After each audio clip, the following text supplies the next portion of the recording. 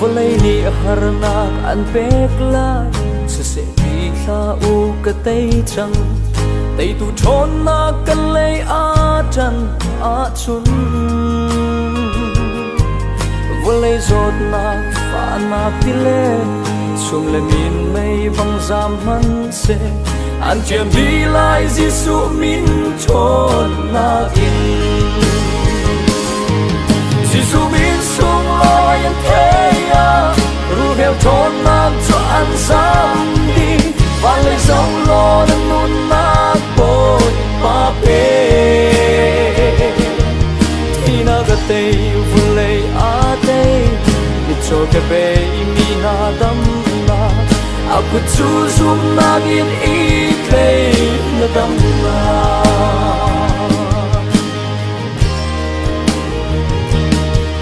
zot na kruanga kun sei zata lung re thei le har sa ngai in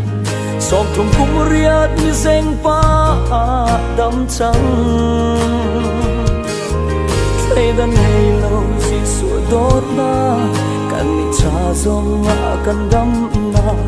na lung dong ta Giêsu an dam ter la Giêsu min sung loi an thế ya ru heo thon na cho an sam đi và lấy dấu lo đang luôn na bồi pa pe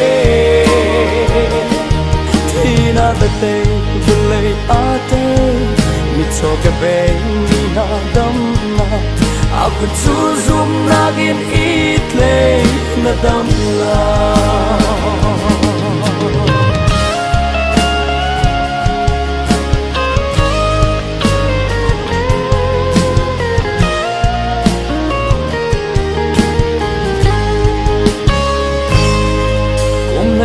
song thi a chuak ni Giêsu puan ki tong in adam zum na gin kha cham lo a puan chu to lungo tom na ai hin la mu ai theng bel lo pathian thot na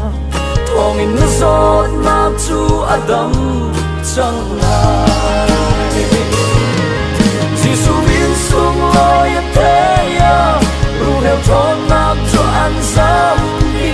và lấy dấu lo đang luôn na bồi pa pe thì na ta te vulei a te ni cho ke be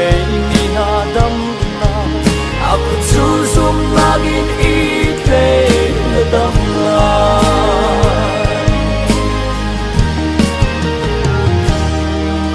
Isaiah sung ngai mi una Giêsu min in na zot na kha na kutin thong lo sum na in kha cham na lung thin ti lakin alo David fa pa ka zam fa tua aku thon na thong in na dam chang la Giêsu min sung loi an thế ru heo thon na cho an sam đi và lấy dấu lo đang luôn na bồi pa pe thì na ta te vulei a te ni cho ke be mi na dam na aku chu zum na gin i klei na dam